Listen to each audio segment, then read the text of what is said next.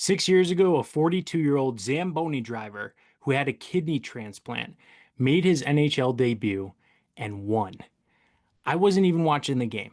It was Saturday night, February 22nd, 2020. I had a newborn. Carolina was playing Toronto at the Scotiabank Arena, and I was recording it. But my phone buzzed. I remember that. It was my friend Pete, and he texted me, "Turn on the Canes. You're not going to believe it." I started the recording from the beginning, thinking I'd just watch it as it happened. I had no idea what I was about to see, because at that exact moment, at Scotiabank Arena in Toronto, a 42-year-old Zamboni driver was walking out of the tunnel. His name is David Ayres. And this, I think, might be the greatest story in Carolina Hurricanes history. Let me tell you who David Ayres was. David Ayres was a career minor league guy who never quite made it. He had a kidney transplant. His mother gave him her kidney. He got a job at the rink. He drove the Zamboni. He served as a practice goalie for the Leafs and the Marlies when they needed an extra body. And on nights when Toronto played at Scotiabank, Ayres was the emergency backup goalie, E-Bug. If both of a team's goalies go down, the E-Bug can play for you. For half the Leafs home games that season, David Ayres was that guy. Nobody ever needed him. Carolina was in early 2020 fighting for a playoff spot in a stacked Eastern Conference. Every game mattered. Our starting goalie that night was James Reimer. Early in the period, Reimer got crushed in the crease. Lower body injury, done for the night. So we roll out our backup, Peter Mrazek. It's 3-1 in the second period. Then with 8:41 left in the second period, Mrazek is way out of the net, chasing a puck along the boards. Kyle Clifford of the Leafs is chasing the same puck. Huge collision. Mrazek goes down, his head, he was hurt. So in that moment, David Ayres starts realizing after seeing that collision that things in his life were about to change because both goalies were done and he was the E-Bug. David Ayres was about to play in the NHL. Ayres, now he's running down the tunnel, throwing on the rest of his gear. Canes are up 4-1. All he has to do is not completely fall apart, right? No.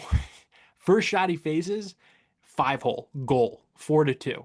Second shot he faces, less than 2 minutes later, is a point shot that deflects in for a tap in, 4-3. Two shots, two goals. This is the 42-year-old Zamboni driver, has been in the NHL for 90 seconds, and Toronto has already cut the lead in half. The entire arena is going insane. The Leafs fans think they're witnessing a comeback now, right? And something incredible happens. I think it was Austin Matthews gets a look right in front of the net late in the second, point blank chance. Ayres stones him. So the Canes take 4-3 into the third period. Third period, Ayres kind of settles in.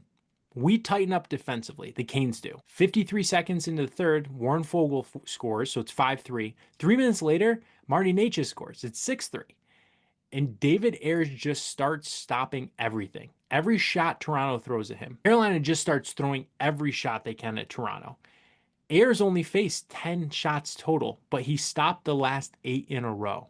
When the final buzzer went, we had won 6-3, the Hurricanes. And Ayres was standing at the center ice getting named first star of the game. The Toronto crowd went wild.